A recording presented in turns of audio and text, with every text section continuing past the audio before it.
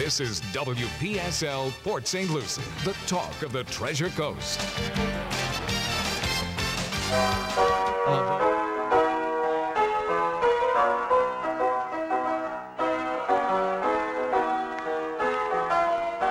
10:07 at WPSL, the talk of the Treasure Coast, and it's time now for Ask a Rabbi. And this is Rabbi Shafir Lobb of Congregation Eitz, Chayim, your Jewish home on the Treasure Coast. And it is a beautiful Friday after Thanksgiving, and recognizing that, of course, our Canadian neighbors celebrated a month ago in October their Thanksgiving. Excuse me.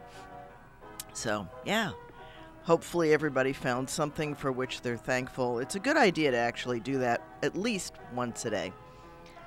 And I know that in our congregation, we actually have a thankfulness practice every week. Where we thankfulness practice? A thankfulness practice, where we go around the congregation and ask people what they're thankful for this week. And that's a regular... It's a regular thing. So we don't have to wait once a year. You do not have thankful. to, no. Okay. Shabbat, the weekly gathering, is about thankfulness and feeling God's love. So it's very appropriate. The rabbis many millennia ago separated out 7 psalms, one for each day, and the 92nd psalm is the one they picked for Shabbat, for the Sabbath. And it starts out, Tov lahodot, it is good to be grateful. And so, yeah, we check and see what we're grateful for, and it's an excellent practice. What are you thankful for in your life? We too often look at all the thorns in our paws, if you will. That's all year long too, so we need to turn that around a little bit by being thankful for something instead of waiting once a year to do it in one fell swoop. I don't think it works in one fell swoop. No, it doesn't. It only bathes your body in the good chemicals once. So it's there's actually a daily practice that Jews wake up, in theory, not all know to do it, but wake up in the morning saying, I am grateful for the day before me, that I have a chance to do whatever it is that I choose to do, whatever life presents me with today. And so it's modeh or moda'ani lefanecha, before you, God. Right? Because God is this is the definition that I give people very often. God is the force that causes us to breathe. The force that causes us to breathe. The breath of life comes from the breath of life. You are the source of life. And, I think that's one thing we can generally agree on, is that living animals breathe in one way or another, whether it's through lungs or through gills or whatever mechanism we have for aerating the body. But all of us breathe. And, of course, the plants take in the carbon dioxide and release oxygen for us. The standard joke is they're farming us. So, well, the earth has its own filters built in, even for our breathing. Absolutely. Okay. It's an amazing mechanism. And so if we start with the definition that God is the source of that, then the rest of it is a function of experience and definition. Okay. And has nothing to do with any old men sitting on any thrones anywhere or anything like that. It's an interesting image, and I'm not exactly sure when it crept in. Aside from the Book of Kings.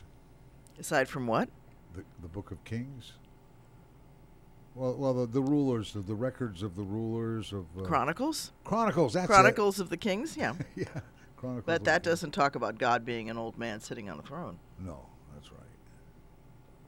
That's, We're pretty sure that he's not an old man sitting on a throne, because that's the image we get in our heads, that there's this great big guy up in the sky somewhere. Yeah.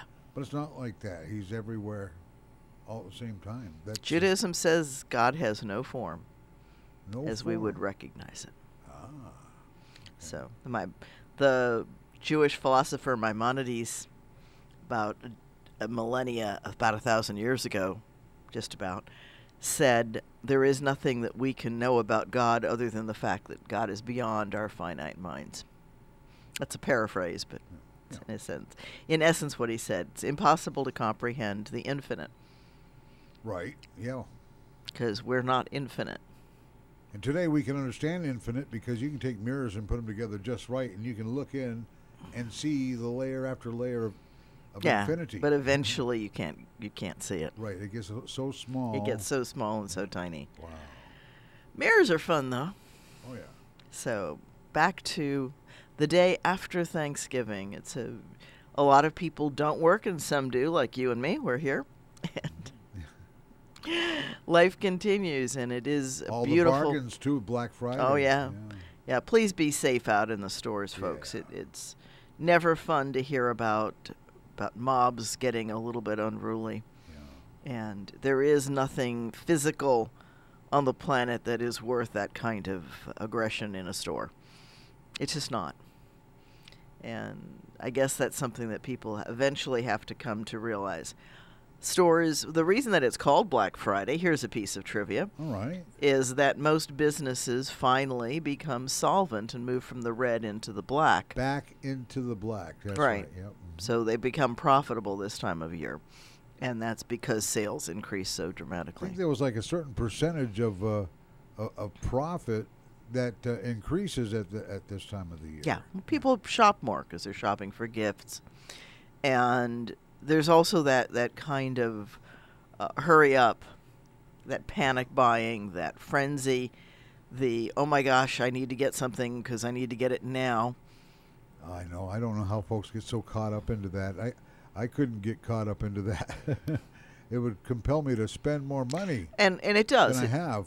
Yeah, people do that. And, the little plastic things in our pockets encourage that. We've lost the context of cash in our pockets. Yeah. Mind you, I'm not the least bit upset that we're on credit cards and things like that and debit cards. No, it's good to have them if you need them. It is good.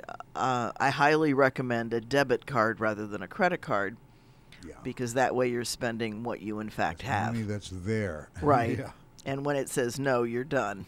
Yeah. But I understand the temptation to want to do more than what you have. And that's part of what gets us in America in a really vicious spiral. But that's a whole different world. I'm going to move this just a little bit to the side there. Okay. Yeah, I've got it a little bit high today. All right.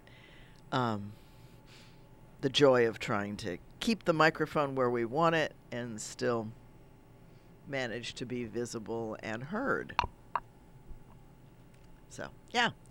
Beautiful day. We've got a little bit longer. Somebody was asking me the other day when Hanukkah is, and of course the standard answer is that it is the 25th day of Kislev. And let me make sure the volume's down on that. The 25th day of Kislev, because that always stays. It's just that Kislev and December have this dance because Kislev is a lunar month and November is a solar month. So the two calendars don't mesh gently.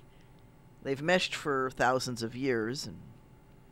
But you have to be conscious of it and work it into your calculations in your mind as far as there's two different calendars. So. Right. So I think that there are many cultures that have multiple calendars. The Chinese have a lunar calendar as well, as do the Hindus.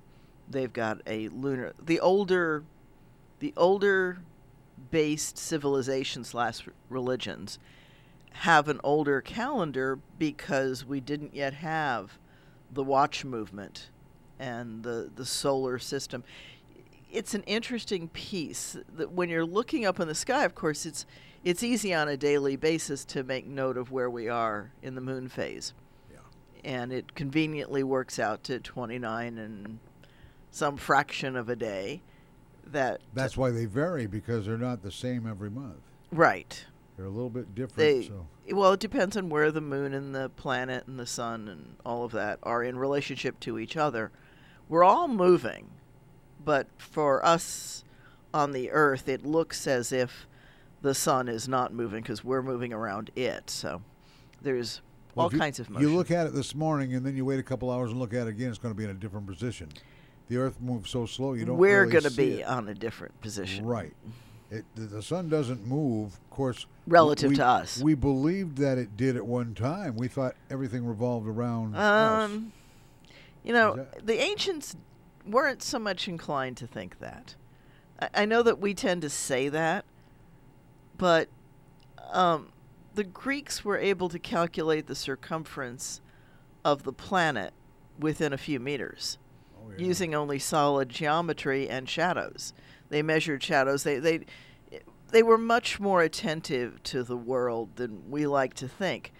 And having lived in Tucson and been up on Mount Lemmon, I can tell you that when you stand on the lookout on the top of one of the lookouts, there are many on Mount Lemmon, but when you stand on one of them and look out at the horizon, you can tell that the earth is curved and falls away, that it's round. You can see that. You can see that on the ocean. You can see that in an airplane, too, because you're a pilot. Well, yeah, I agreed, but airplanes weren't around 2,000 years ago. That's right. So the mountaintops were But the mountaintops were, and the oceans were, and different times and places where people can see the horizon.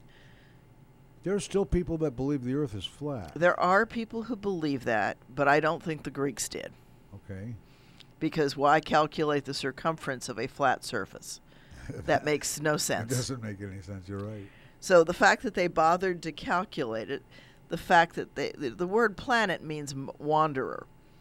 And what they noticed was that the stars tended to stay fixed according to the season, but that these other things, these planets, like Mars and Mercury and Venus. Saturn, I don't know that they could see by the naked eye, but they noticed that some stars didn't stay where they theoretically should have if they had moved with the patterns. And we might sit and say, well, how did they know that? What were they going to do in the evening other than watch the stars?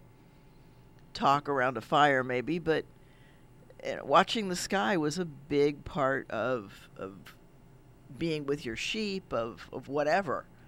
And so people were much more attuned to it. Plus, there wasn't as much light. We didn't live in electric cities, so we didn't light pollute the sky. We could actually see the sky in a way that most human beings don't get to see the sky. A good example today. of that is if you get away from town, you get way out west of town where there's no city lights, you'd be surprised how big the sky is. Wow. I'll tell you that when I lived in Tucson, and this is an excellent thing to visit for anybody who wants to visit Tucson, but Kitt Peak, which is up on the top of a sacred mountain, and if you go up there, the sky is just spectacular.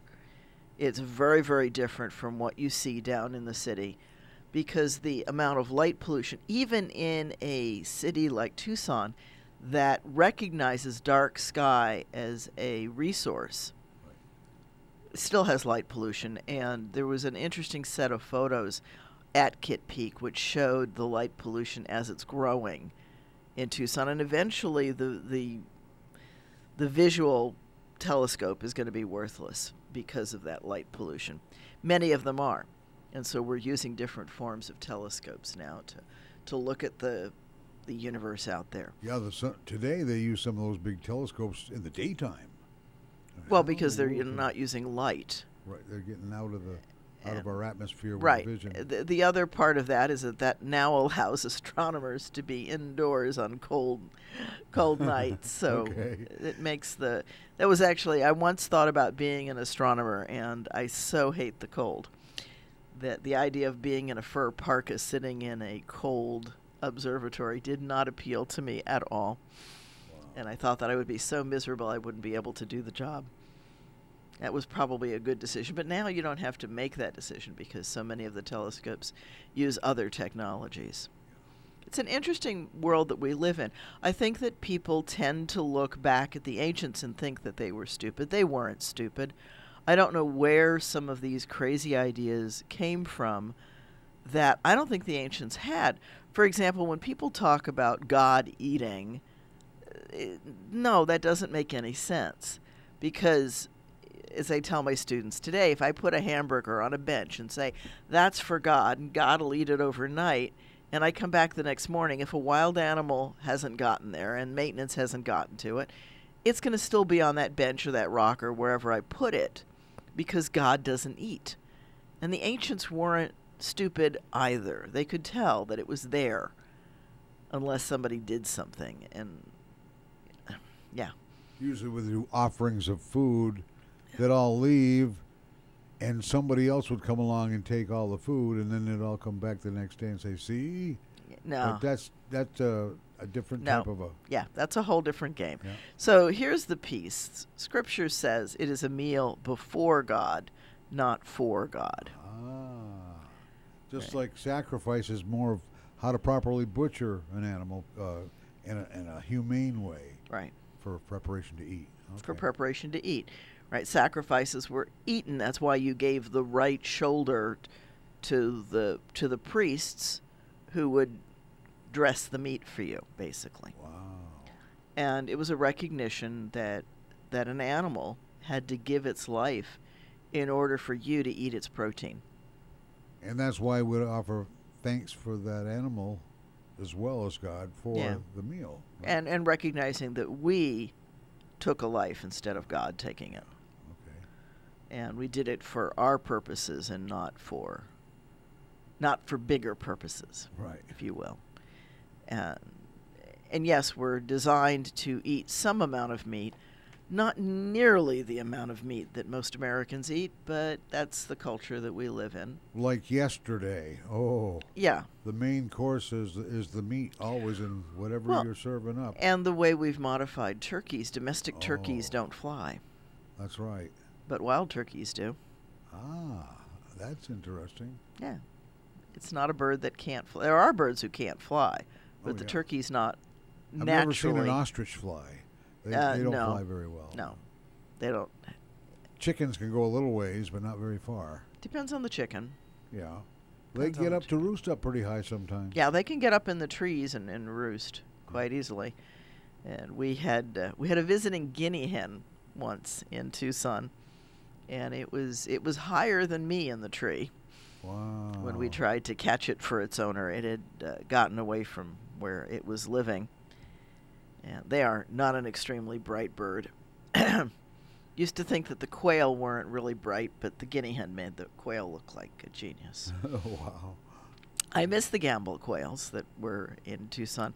If you get to Tucson and you see the quails, they're kind of they've got these little feather things on their heads that are very distinctive. And during baby season, you can see the little fuzzy toothpicks following behind their parents. Oh, yeah. Which is not all that different from a crane, except in scale of size. When the baby cranes first come out, they're these little bundles of fluff on long legs. Just think of that in miniature and about 1 inch size, and you'll see why we call them fuzzy toothpicks. Oh, yeah. And I remember being a kid, came across the mama quail with some babies. And I tried my best to catch one of those, and I'll tell you what, the mother quail would put on a little act. Yeah. She'll distract she was you. injured, and then you'd go after her while the babies hide. Yeah. And they're easy to hide because they blend right in with everything. Yeah. Well, that's nature's way of trying to protect them. Protection, yep. And you'll see other mother birds will do a similar behavior. Yeah. So it is a rough world for the wild animals. They are constantly looking over their shoulder. And even the apex predators have predators. The apex predators. Now they're predators that are a little Tigers higher up and lions, yeah. Oh, yeah, and they have predators that come after them. Yeah. Wow. There are things It'd be pretty bad to go after a tiger. You got to catch it by surprise. Yes. Or be surprise yourself, yeah. right? So that part of the world can be rough, but we still sacrifice animals. We just wrap them in plastic and put them in Publix and Winn-Dixie and Bravo, and take them home wrapped in plastic. They were still sacrificed. Wow. And I think that it's valuable, certainly after you've overeaten on Thanksgiving, but just in general to be aware that animals give their lives for us to be able to eat them. And, just a little bit of gratefulness that they had their life, and a little bit of gratefulness is not a bad thing. yeah. And when you see them with their babies growing up, you see the resemblance to how it is with us when we have kids and raise them up. You see the same behavior that kids act like kids and baby animals act like babies. And babies are babies regardless of species. Little kittens, a great example. They'll race around on the floor and trip you or get stepped on, but they don't hold still, just like kids. No, babies are always very active because they're learning their bodies and they're moving around. Yep. They haven't yet settled down. Their playfulness is just practice for bigger things later. Yeah, understandably. And cats are an interesting creature. They're not as domesticated as dogs. And the current thinking is that both dogs and cats self-domesticated. They chose to come in and live close to human beings. And the theory goes this way, that for the cats, when humans started to gather grain, and that probably happened up in the Levant, in the area where wheat and barley grow wild, as humans started to gather it and store it, because they realized that it didn't grow all the time, so they would harvest and store, and then slowly they cultivated it.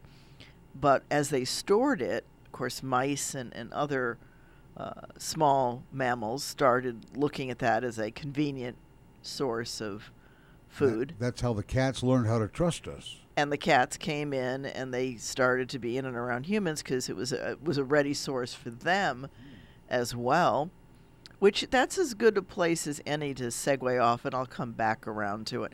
But the cats started to get used to being around humans, and humans started to be attracted to the cute, fuzzy sand cat, the wild cats from the Middle East. As they both acclimated to each other, a relationship started. But it's one of the reasons why cats are still wilder, if you will, than dogs, because they didn't have to move in and live with the humans the same way. Yeah, they don't seem to care as much as a puppy would. No. Well, there's a different brain structure between the two animals. They've got different kinds of brains. And the dogs, they're coming in and working with us and helping, like, to herd animals and things like that. Oh, yeah. They ended up having to communicate and interact with the humans in order for both to benefit. And with that, they started denning with us. And as you pointed out, for those who don't know, Cliff is wearing a wolf shirt. Baby puppy wolf shirt this morning, and we were talking about the difference between wolves and dogs. Oh yeah, big difference. And because the wolf is still wilder and not domesticated, even if it's born in captivity, it's just a wild animal born in captivity. That's right, and will challenge you someday. Will. They play to win. They don't play to play.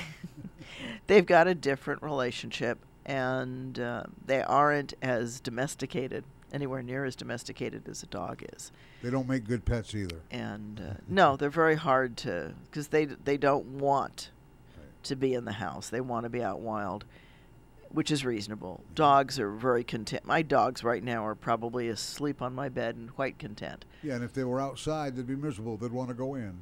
You know, they'd be crying at the door. Well, I don't know. It's a pretty day out there. My little poodle likes to be outside. We call him the sun worshiper. Okay. And Sharon is offering that parrots are also closer to wild, and that's true because they haven't been domesticated anywhere near as long, so they tend to be more their wild selves. And that's just the way it is. And it's too bad their beaks are so sharp. Their beaks, when they clamp you, they mean it too. Oh, yeah. And you'd be surprised what they can open with those. Yeah. I mean, seeds that are big and hard. Yeah. They just... Yeah, they learn how to crack that's what those beaks are for, to crack open those hard nuts and other things. So, yeah. Beaks are meant to be strong and powerful and clamp.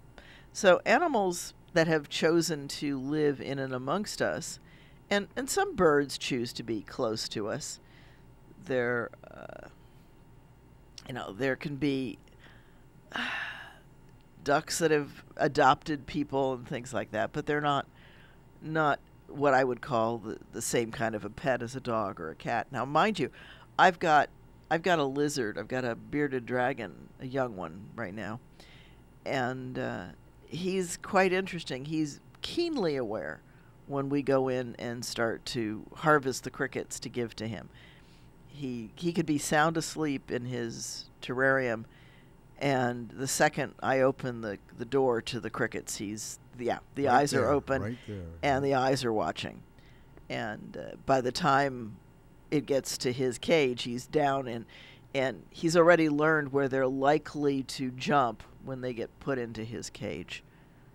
And there's a lot of instinct going on there between the lizard and the cricket. The crickets know to run from him, and he knows to run after them.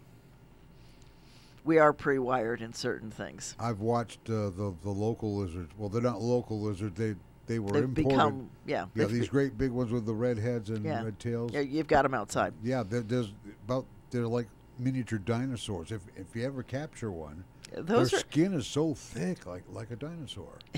They've got very thick skin. The big difference between lizards and dinosaurs, if you look at pictures of dinosaurs, you'll see that the legs are under the body, whereas the lizards are out to the side. Yeah. I guess because the other lizards, the dinosaurs were bigger, and they needed to push up off the ground. It's a related but different branch on the tree of life, and current thinking is that those birds that we just talked about are descendants from some earlier dinosaurs. I've heard that. I kind of question it a little, but there's some powerful science to indicate the because dinosaurs had feathers. Yeah, the knees are on the back of their legs instead of the front too, on some dinosaurs and some birds. No, their heel. The heel. They're walking on their toes. Right. That's right. Yeah, that's their heel back there. Wow. Yeah, and they're you just have to really look at a skeleton of a bird, and you realize that they're walking on their toes, and their heel is what most people think of as their knee, which is why it bends the other direction. Yeah. If you stand on your toes and look at your heel, you'll see that it comes out the back. It's just the lengths are different for some of those bones, and that's a function of how they've lived. But they also don't tend to have 5 digits on their feet. Right. And a lot of dinosaurs did. And I don't know what the dinosaurs had. There was a raptor. If you watch Jurassic Park, that's the only. I only learned about that dinosaurs bit of science. watching Yeah. Besides the school days, talk about the dinosaurs, and we've learned a lot since then. Yeah. There's a lot of information. Now, here's a piece of trivia about Florida. We have no dinosaurs because at that time Florida was submerged. Okay. So we're a newer piece of land and don't have dinosaurs. China's got a lot of dinosaurs where they are, and different parts of the world have many more dinosaur remains than we have here. We have none in Florida. Woolly mammoth is not a dinosaur. Mastodon. Right. No, they were not. There's lots of critters that mammals were around too. Yeah. Life was not just one species and then another one, and I think that image of the changes in life is sadly not informed by science. And the people who think that God created dinosaur bones to trick us, it's like, what kind of a God would do that? I remember hearing that. What kind of a God would do that? Not one who loves us. To trick us. Yeah. Wow. So. That doesn't make any sense either. I mean, if there are bones to something that once existed here, I think it's safe to assume that something once existed here that contained those bones. I would agree with you. Because all bones act the same way when we all deteriorate and become bones. We're still learning so much. We don't know all of the details, and part of that's because we were not as good at recording things back then as we have become. Language itself has evolved and changed over time. Look at how much it's changed in our lifetimes, Cliff. You know, when you and I were young, we didn't talk in the same language that we talk today. There certainly wasn't Bitcoin, there wasn't bytes of data, there wasn't thumb drives, lots of new words and things, television. Here's an interesting piece from as I was growing up. My mother spoke German with me as I was growing up so that I'd learn to speak it. But we didn't talk about a color TV because when she left Europe, there was no color TV. No. And I remember a time when there was no color TV, and we were the last kids in the neighborhood to have a color TV. Yeah, I believe you. Yeah. And certainly the networks wanted you to buy color TVs. Oh, yeah. As the Peacock changed from its black and white self to its color self. And they still use that logo design, too. Yeah, well, in a version, a stylized version of it. When color first came out, it was beautiful, though. It was like, wow. And so those things weren't around, but when I was in Europe for Goodyear, way back when, feels like forever ago, and I came across a billboard, and in German it said, get your color TV here or something like that. Of course, that's the word for color TV. I had no trouble understanding it. It didn't surprise me. Fernseher. It just made sense as the right word for color television. My parents told us that they used to listen to the radio very much like we sit around a TV and watch it today. People don't sit around the TV and watch it. No, people do, streaming on demand. You know that. Oh yeah, but back in the day they didn't have it yet, and they were sitting around their radios. Yeah. The theater of the mind, worked real good back then. Yeah, radio was, at one time also something new. They probably ruined it. Moses didn't have a radio. No, he didn't have a TV or radio. He didn't have a cell phone either. No. No. No. Wow. And it's interesting. You look at the old pictures of Star Trek, and they of course have their PDAs, right, personal data. Beam me up, Scotty. There's no intelligent life here. That's wow. The technology that they use, people don't even catch how radically strange that was. And Sharon, who made the comment about the birds a little bit ago, she recently got herself an Apple Watch, and she was talking about Dick Tracy. Right? Dick Tracy used to have, but that was something that nobody had other than Dick Tracy. Right. Well, all we could get was the secret decoder ring in the Cracker Jack box. There you go. That was it. Good old they're still around, Cracker Jacks, but now you get just a little piece of paper that has something to send you to somewhere on the internet, and it's a computer thing. Which costs, of course, buy it online. Yeah. While you look. Wow. So times have changed. Instead of having a little decoder ring in the Cracker Jack box. Yes, kids, at one time there was an actual toy in the Cracker Jack box. A cheap one, but a little toy. Yeah. Always something, though. And in the effort to keep the cost of that toy down and down and down, it's become what it is today. Cracker Jack doesn't quite have the same toy inside.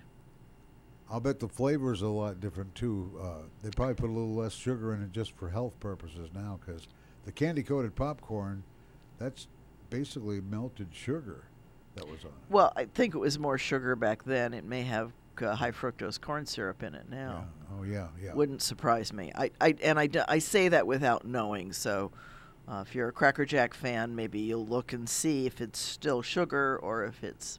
I made the assumption based on the way we made our own peanut brittle. Mm-hmm. The sugar would melt, and you'd pour it in a flat pan with peanuts all over the pan, and you'd pour all it in, and when the melted sugar hardened, it was brown like it, very much like what you see in the Cracker Jack. But yeah, they've done away with the conventional sugar, and they're using the glucose, the bad stuff. The stuff that's the high fructose corn syrup. Yeah, the corn syrup. Yikes. And it's worth noting, we did an experiment in my class at Kaiser, and as part of that experiment, I bought cans of soda that we chilled down and offered to people as part of the experiment. And I happened to notice, because I don't buy a lot of soda, that there's now a sugar Pepsi, where it's made with sugar and not with corn syrup. Ooh. And when I lived in Tucson, people used to like to buy Mexican Coca-Cola. It would be brought in and sold at some stores because they used sugar or sugar cane and not the high fructose corn syrup. Wow. It's another reason people used to buy the kosher for Passover Coke and Pepsi, because it's made with sugar and not high fructose corn syrup. So there's all kinds of little extra details. Why not corn syrup? Why not high fructose corn syrup? Because the law of something called kitniot, little things. Corn is not one of the substances that was allowed. It has since gotten more lenient, but there are still people who look to not have corn in their meals and in their food stuff for Passover. Of course, the only grains that are really forbidden for Passover are the 5 grains that grow in Israel, which is rye, wheat, oats, barley, and spelt. You can get all of those in matzah. They have to be unleavened. Those are all yeast attracting grains. Funny you'd mentioned barley, because we know what they make out of barley. Yeah. And that's a sugar too. So they have to, well, the sugar is what contributes to the. But they made the leaven out. Yeah. Of, yeah. They leaven it. Okay. So. Wow. The barley mow. You folks get to learn a lot listening to this show every Friday morning. Ask a Rabbi. So if you'd like to ask a question of this Rabbi, please feel free to give a call at 772-340-1590. Again, that's 772-340-1590. And ask a question. You'll be live with me. This is Rabbi Shafir Lobb, and this is the Friday after Thanksgiving for 2022 or 5783. The calendars. So that's where we started, with the calendars, and we're back with the calendars. Now, I remember something that was mentioned on this show a while back. On Christmas Day, we like to go to Chinese restaurants. And I did that one time because it was the only restaurant that was open, but when I got there were other people there. Yeah. That's how it originally started. I was actually talking with a couple people in our congregation. The Jewish tradition of Chinese food in a movie, because those are the things that are open, and others have started crowding those businesses. Oh, yeah. And why were Chinese restaurants typically open? Because they don't celebrate Christmas. Right. In China. Right. Well, there are Chinese Christians now because there's been so much evangelical and proselytization going on. But at the time, it wasn't that long ago where most Chinese were either Buddhists or Hindu or one of the other, or Taoists or some other non-Christian religion. And so it wasn't a big day. But if you look back in American history, there was a time when Congress worked on Christmas.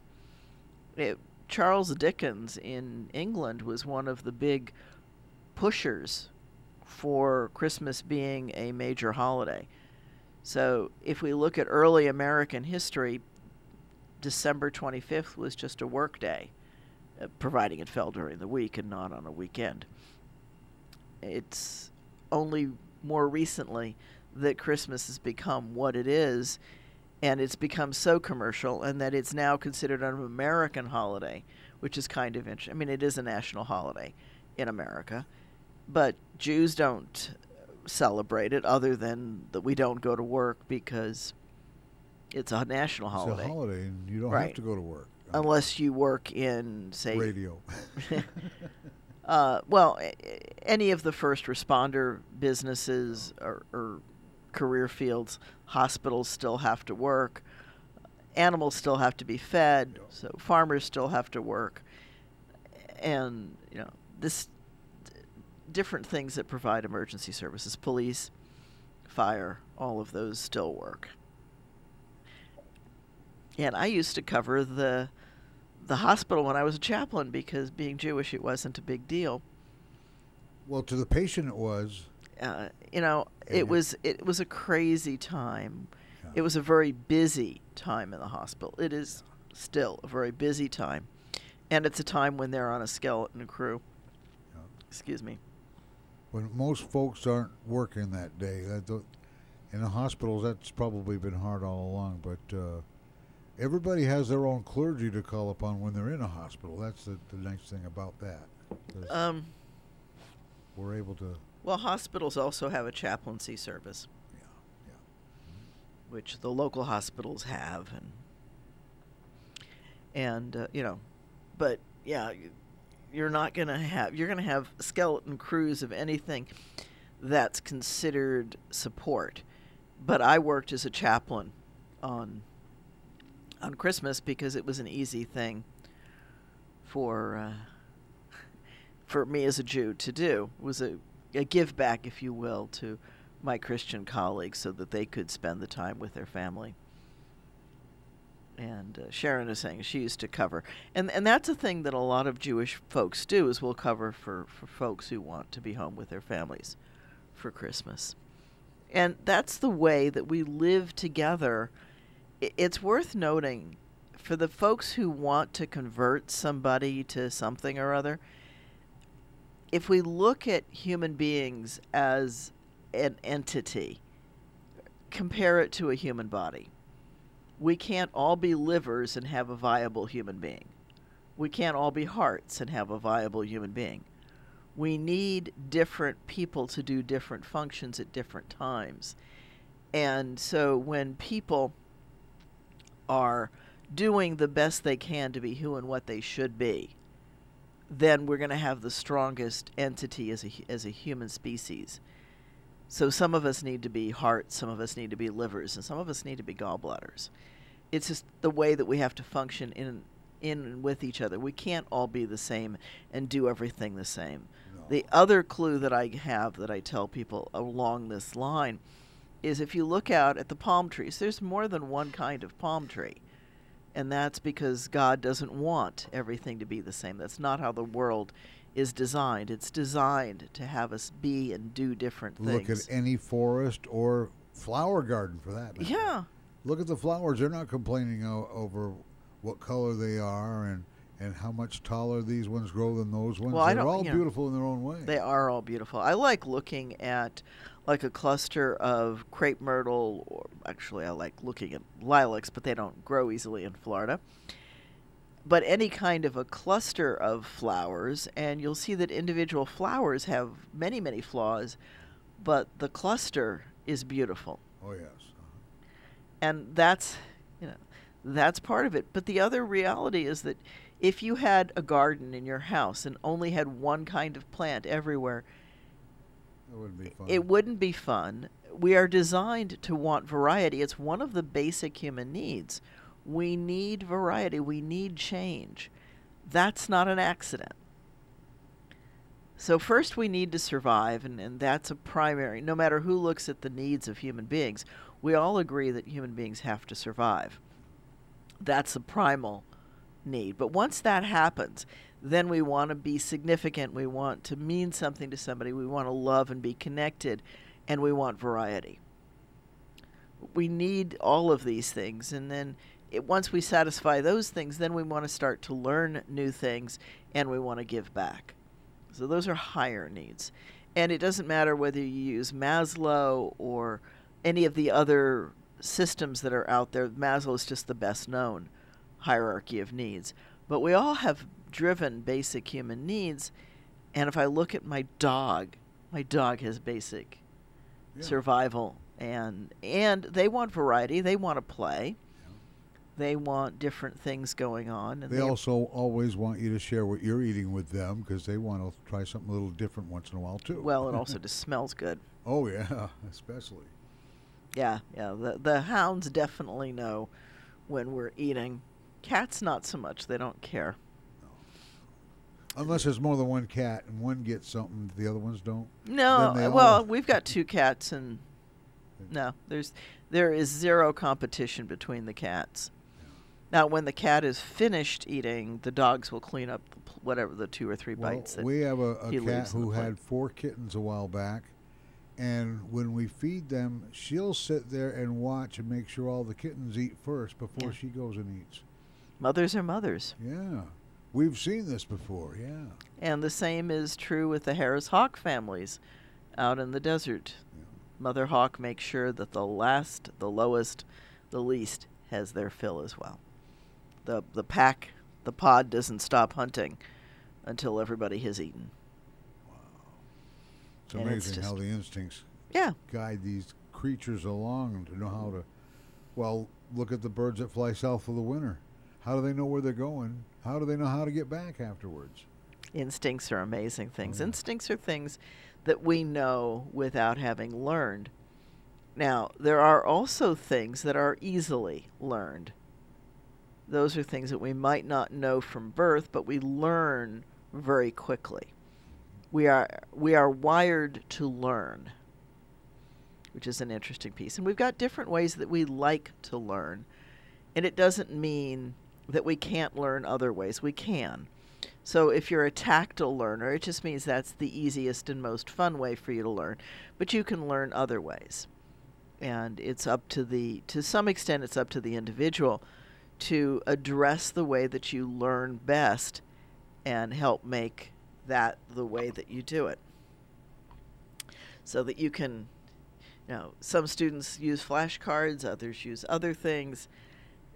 Everybody has got to work and figure out how to learn what they need to learn, what to memorize, what to think through, how to analyze. It's an interesting part. It's one of the big things that I see in my classes is that students coming out today, out of the high schools, are not as equipped at analyzing and comparing and those kinds of things. I think we need to revisit teaching those skills earlier. The flashcards helped us with our multiplication tables. Absolutely, and they help you with vocabulary, and they help you with a number of things. The other thing, though, that memory experts tell us is that the easiest way to remember stuff like that is to tell stories about it. When you connect it into a story, you're much more likely to do it. And then there's also certain, if we come up with the things like goals should be SMART. SMART goals: specific, measurable, achievable. Achievable, that's the key word. Relevant, and time-bound. So when you come up with an acronym like that, something that helps you remember the letters, if you don't remember one of them real easily, the beginning letter helps you to bring that in. And we do that all the time as ways to help remember things too. In fact, the ancients did it. There's records in Talmud of mnemonic devices, mnemonic methods of weighing, remember it by using this word because it means blah, blah, blah. So that's not new. That's a very deep, old human way of learning and remembering. Well, we are calculators had been invented when they showed us how to use an abacus. Yeah, abacus with the abaci? beads. Abaci, yeah. It used they're like beads. Right. And one of them would be tens, one would be singles of tens and hundreds. And you could do mathematical problems with this toy. When I first not toured, but I went on a business trip to Malaysia, of all crazy places, and we went through Hong Kong and Singapore. Some of the shopkeepers there still used abacus to do because they're very fast with them. They're a handy calculator. The older calculator, the Wang calculator. There were older calculators before TI came out with the pocket calculator. And I remember when I was taking a class and my professor said, yep, you don't have to use the slide rule. You can use a calculator. And I went out and bought one. And that made it real easy. Too easy. No, it still was challenging in its way because I was working with things that weren't necessarily on the I remember some of the kids were faster with the abacus than they were with doing it in longhand. Very quickly. The abacus is a very handy tool, and it's born out of the trade routes, that old Silk Road that I talk about. Yep. Trade routes make working numbers very important. So here's a tip for anybody who has a smartphone. If you've got the calculator on the phone, and you probably do, turn it on its side, and you'll have a scientific calculator. All kinds of different functions will come out. Wow. Most of us have these smartphones, and we don't know all of the little tricks and trades. Phones that are smarter than we are. That's why they call Yeah. them smartphones. That's right? why they call them smart, because they know stuff. Once upon a time, the only thing a phone did was communicate. And you had to answer it by saying hello because you don't know who's calling because it didn't say Have on caller the ID. screen. No Caller ID was a new thing once upon a time, They too. didn't even have star 69 yet back then. Yeah. And that'll pretty much tell you the number that just called you, as long as it's a landline number. Yeah. It doesn't work for cell phones. Right. So many different things. And learning to count, Sharon again offers Montessori, has an abacus type math, some different things. And learning to count, folks, this is the one thing I'll say. If you're out there shopping for gifts for kids, especially the young ones, please buy some physical toys. Buy them blocks, buy basic things so that they can get spatial orientation. And I don't care if it's a boy or a girl. Get them blocks, get them Legos or one of those brick things. Yeah. And different things to build and experiment with, boy or girl. Some of these kids could become engineers. Well, it's not just that. They get it in their mind to want I to think build about something. I think about some basic things, like what size container should you put food in as a leftover?